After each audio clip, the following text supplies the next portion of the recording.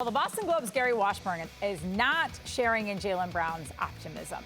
Washburn writing, Ime Udoka found out during this 58-minute marathon that it's going to take longer than training camp and 4 preseason games to break his new team out of old habits.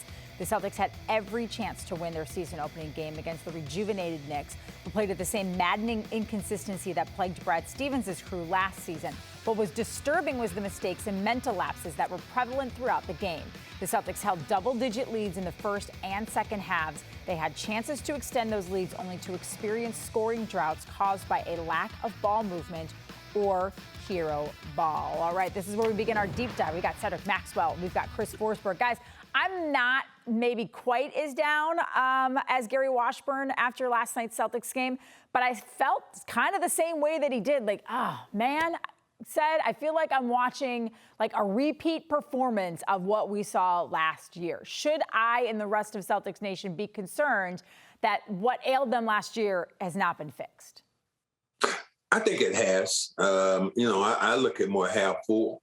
If you look at this team, the way they were shooting the basketball, Tatum was just god-awful. He would never shoot that poorly again if he had a bag over his head, opportunities he had. But Jaylen Brown was sensational. I mean, there were so many good things that happened last night. And then all those people love to kick it with Marcus Smart with the money on the line. You know, Marcus Smart hits the basket that ties the game up, sends it in overtime. Celtics did have their opportunities to win, and they were the ones that just kind of blew it. And they have their own selves to fall for, but it was a really, really good game. Yeah, and I don't love the idea of silver linings, but just like Max said, that if Tatum shot that poorly last year, I'm not sure the Celtics are finding a way to will that game to overtime and double overtime. You know, it stinks that you don't find a way to win that game after the way you kind of furiously rallied, but I came away from it feeling like there was more positive than negative. Now, look, I don't expect Ime Udoka to show up and just like change everything bad about this team within the first preseason. He's calling guys out. He's holding guys accountable. Even so with Tatum, where he said, like, look, if you're not getting to the basket, if you're not making those outside jumpers, you got to find ways to get everybody else involved. And so I like that. I think that's good progress towards where they want to go.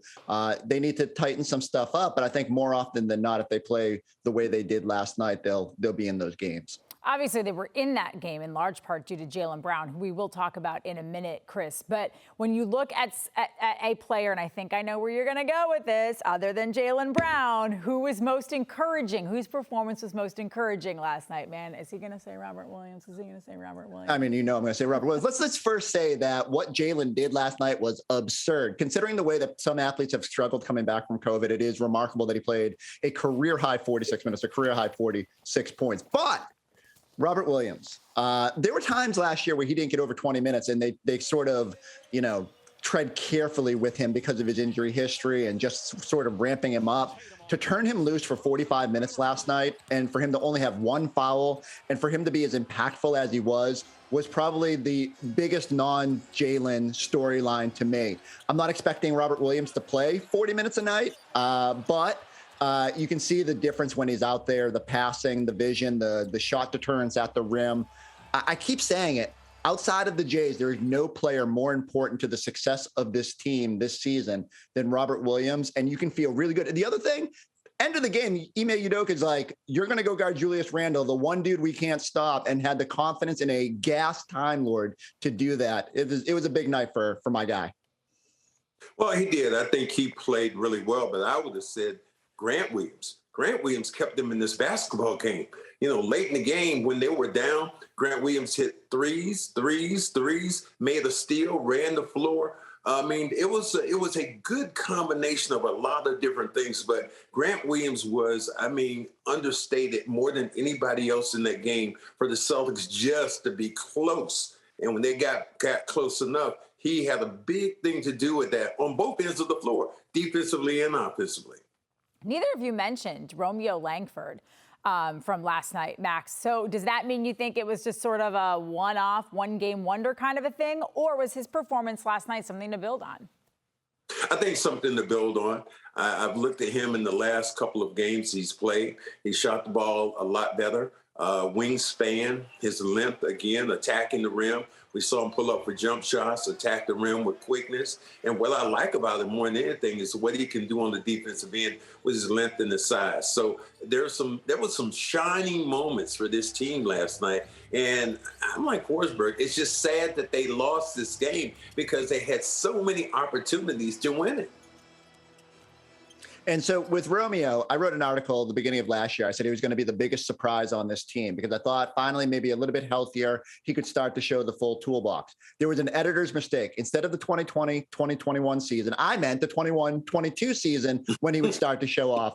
And so I think we're starting to see a little bit more. We forget he's 22 years old. He's now put together a good end of the playoffs, a good summer, a good preseason. I still worry where the minutes come from because of the depth on this team. But if Romeo plays like he has, if he hits three-pointers, if he defends with intensity, and he plays with just the energy that was maybe lacking at times last year, then he's going to find a way into this rotation. And it's really encouraging because, there was times last night. First off, they started an entire Danny Ainge drafted starting five. You had Romeo coming off the bench, Aaron Nesmith off the bench. So pretty good for Danny with the way they've built this thing out. And if we're being honest, Chris, the hope is that this team is so deep and they get scoring off the bench that you don't have to go to Romeo Langford. With all due defense, all due respect to him, that you don't have to go to him first. All right, Forsberg, thanks very much. Jaylen Brown and Jayson Tatum having about as different an opening night as two star players could possibly have. Jaylen scored 46 points, the most in a season opener in Celtics history. Tatum, meanwhile, having one of the worst shooting performances of his career. 7 for 30 from the field. He was especially bad from three-point range, going 2 for 15. But let's focus on the good here with Amina Smith and Cedric Maxwell. I mean, when you look at Jaylen Brown last night, you see those 46 points.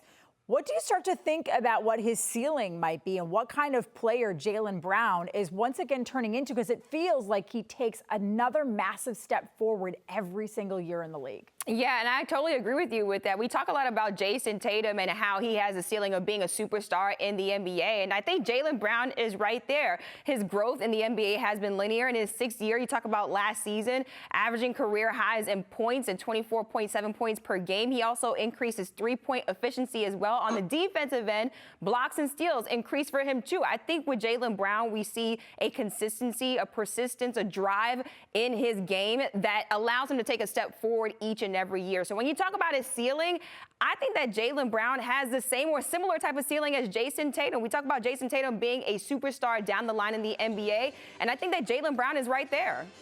Max, what do you say to that? Because if memory serves, this offseason, you wanted to trade Jaylen Brown. Well, no, I said you could. This was the only guy you could have traded. And you mean to get, value for. But I've always said that he was a great player and he could do so many things for you. What I like about him is his ability to attack the rim. And what I found in him is the fact that what guys always have, there's always Batman, but hey, there's Robin too. He is that Robin right now. He's the guy who's going to come in if Tatum isn't playing well. He comes in with the utility belt, gets a couple of things out, and gets it going for the Celtics. And he does have the ability to score. The only thing I've said, and when I talked about the two players, I want to see a differential between those two guys. When I look at them, 1A, 1B, I don't see that much difference. What I want to see is a difference. One guy rebounding a lot more or another guy getting assists. Unfortunately, last night, Jayson Tatum was not that Batman that was said. 7 for 30 from the floor, chucking up threes. He was bad man. Yeah, he was bad man. That is actually perfect. What frustrated you most about, listen, he's not going to shoot 7 for 30 very often, maybe never again. But what frustrated you most about the way that he played last night? I mean, he had his opportunities. He just missed shots. I mean, there were several times he was wide open in the corner. And there were sometimes, I think, again, attacking the rim, maybe settling sometimes for the jump shot instead of attacking the rim. I think that's one thing if he could get, he would do all over again. And you think about it, when the Celtics were in the penalty, here he is hoisting up the threes instead of attacking the rim. Great players have a way of scoring the basketball when things are going bad from the outside. They get to the free throw line. And that's the point that he really didn't do last night. Jayson Tatum going 7 of 30 and then 2 of 15 from 3, I think that is uncharacteristic. I don't think that's something that we'll see later on this season as well. But the most frustrating part is that during the offseason and training camp, we talked about Jayson Tatum putting on all this muscle. We talked about Ime Udoka saying that that's something that he's going to work on, being more physical, driving to the basket, getting to the free throw line. And we saw glimpses of it last night in that game against the Knicks. But we wanted to see more of it, especially with us talking about it so much during the offseason. But something that comes to mind for me is maybe confidence has to do with it because it's something that's new that's being added to Jayson Tatum's game. Maybe it's going to take some time for him to develop that, and maybe we see it just a little bit later on in the season. Yeah, I'd like to see him not always go back to what doesn't work when he gets frustrated out there and trying to take shots when he could maybe pass the ball to someone else who's open. All right,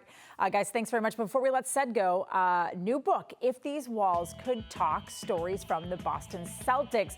Maxwell, I hear there are some incredible stories in this book. What can we expect from this? And how much of it, were you just like slaving away over your laptop like all winter long? Well, slaving away on the telephone with my editor and my writer. And there were so many things to say about this team when you look at it. And I've been behind the scenes. I've been around almost 30 years with the Boston Celtics. So it went from Larry Bird to Kevin McHale to Robert Parrish, Paul Pierce. It just all these different stories that have manifested over the years. And, dealing with Red Auerbach, smoking a cigar, telling me how good I wasn't. So, I mean, there are just a bunch of tidbits. Our own Tommy Hanks, who I've always loved, there are bits and pieces about him. And it's just stories that you want to hear about the Celtics if you're a Celtic fan. Yeah, if you're a Boston sports fan, something tells me this is going to be a great book. A good stocking stuffer with the holidays just around the corner.